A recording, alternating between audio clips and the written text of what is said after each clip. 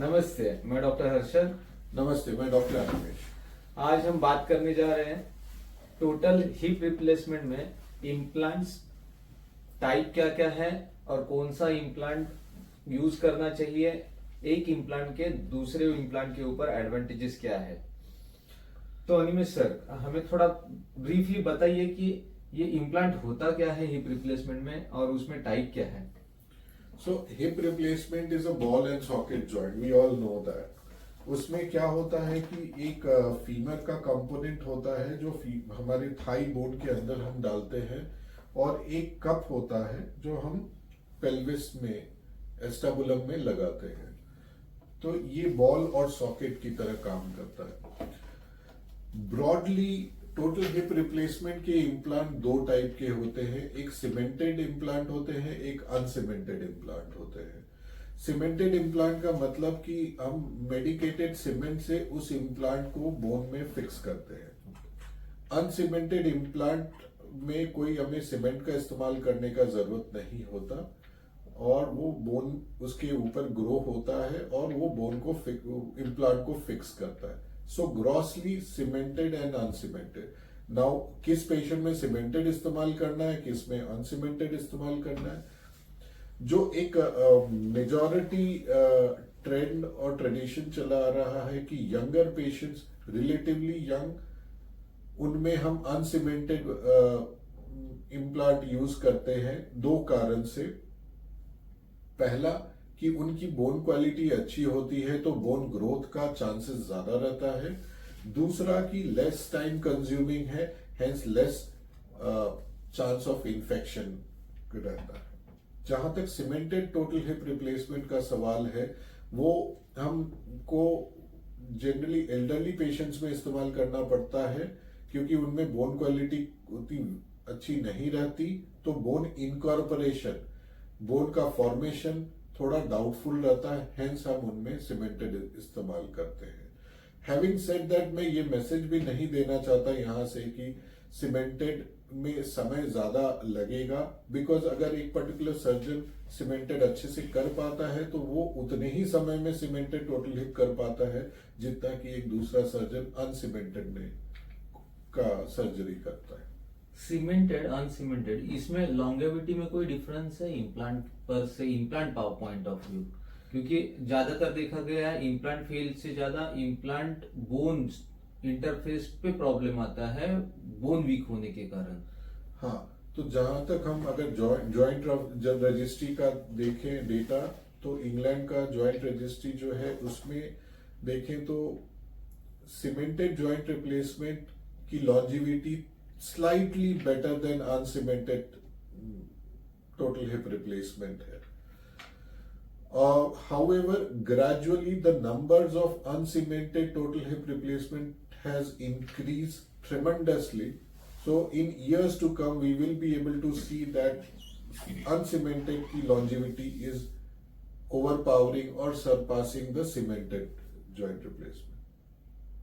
और जितना तो काफी हद तक इसका टेक्निक भी जो यूज कर रहे हैं सर्जन, जिससे उसका यूज है उसके ऊपर भी कुछ डिपेंडेंट। एक्चुअली जिस सर्जन की ट्रेनिंग जिस पर्टिकुलर सिस्टम के साथ हुई है, उसको वो डिसीजन लेने दिया जाना चाहिए कि वो क्या इम्प्लांट इस्तेमाल करेगा। Patient should not be insisting कि यही आप इम्प्लांट डालिए।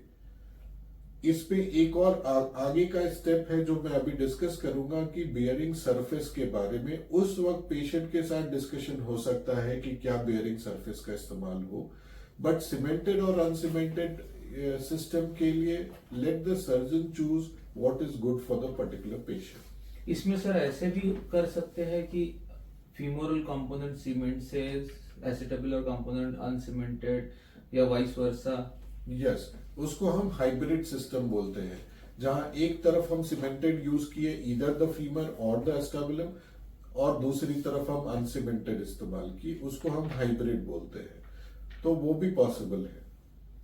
और जो बोल रहे थे आप बेयरिंग सरफेसेस के बारे में, थोड़ा उसके बारे में भी ब्रीफली बताइए हमारे दर्शकों। तो बेयरिंग सरफेस के बारे में मैं यही बोलूंगा कि जैसे ये हमारा बॉल है और ये सॉकेट है, तो ये बॉल और सॉकेट ये एक बेयरिंग सरफेस बनाता है, तो यहां पर ही फ्रिक्शन होती है और वेयर एंड टेयर होता है, और यहां पर ही हमारा एक जॉइंट का लाइफ डिसाइड होता है। तो ओवर द इयर्स बहुत सारा रिसर्च करके डिफरेंट बेयरिंग सरफेसेस का इस्तेमाल करके देखा गया है।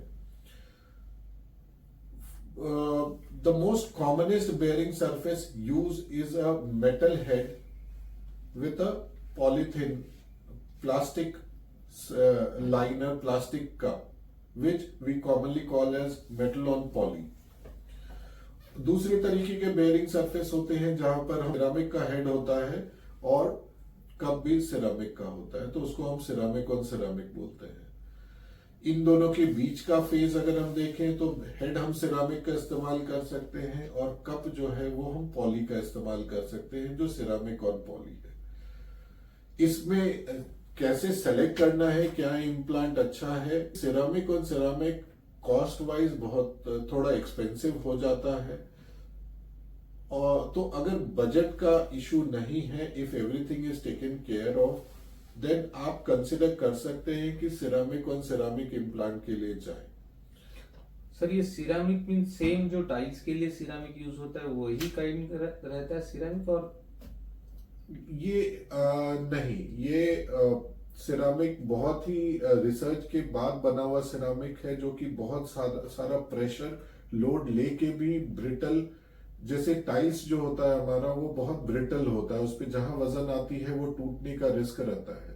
बट ये हमारा जो सिरामिक हेड और कप है, ये ऐसा एक मिक्सचर के साथ प्रिपेयर किया जाता है कि इसमें ब्रिटलनेस कम रहता है, तो ये बहुत इजीली टूटता नहीं है। वही मेरा नेक्स्ट क्वेश्चन वही था कि सिरेमिक सोचते ही पहले दिमाग में आता है कि ये टूट जाएगा, इसका पाउडर बन जाएगा कुछ ट्रॉमा होने के बाद, तो आपने अच्छे से क्लियर किया कि इसमें ब्रिटलनेस काफी कम रहता है, टूटने के चांसेस कम रहते हैं। तो जैसा कि मैं बता रहा था कि सिरामिक और ceramic poly on paper is the best bearing surface. However, we have yet to see the longer outcome of that, but it is costly. Metal on poly is also very good with a good long-term outcome, and it is reasonably cheap. Ceramic on poly is in between. So you can discuss with your doctor, considering your insurance, considering your payment capacity, and then decide which implant, which bearing surface is good for you. तो basically जैसे sir ने अच्छे से समझाया कि hip replacement में दो type है ब्रॉडली, एक सीमेंटेड, एक अनसीमेंटेड। सीमेंटेड या अनसीमेंटेड ये आप आपके सर्जन के ऊपर छोड़ दो, उसका ट्रेनिंग जिसमें अच्छा है, उसका प्रैक्टिस जिसमें अच्छा है, वो वही चीज अच्छे से कर पाएगा, उसमें रिजल्ट अच्छा दे पाएगा। अगर आपको डिस्कशन करना ही है सर्जन के साथ तो बेरिंग सरफेस के बारे में करो, उसमें ceramic on ceramic, ceramic on poly, metal on poly, ये टाइप्स हैं। उसमें से सिरेमिक ऑन सिरेमिक सबसे अच्छा है बट सबसे महंगा है। तो अगर आपका इंश्योरेंस, आपका बजट अगर उसको अलाउ करता है तो गो फॉर इट, अगर नहीं है तो बाकी सरफेसेस भी अच्छे ही है, उसके भी लॉन्गेविटी रिजल्ट्स काफी अच्छे हैं। Thank you. Okay, thank you.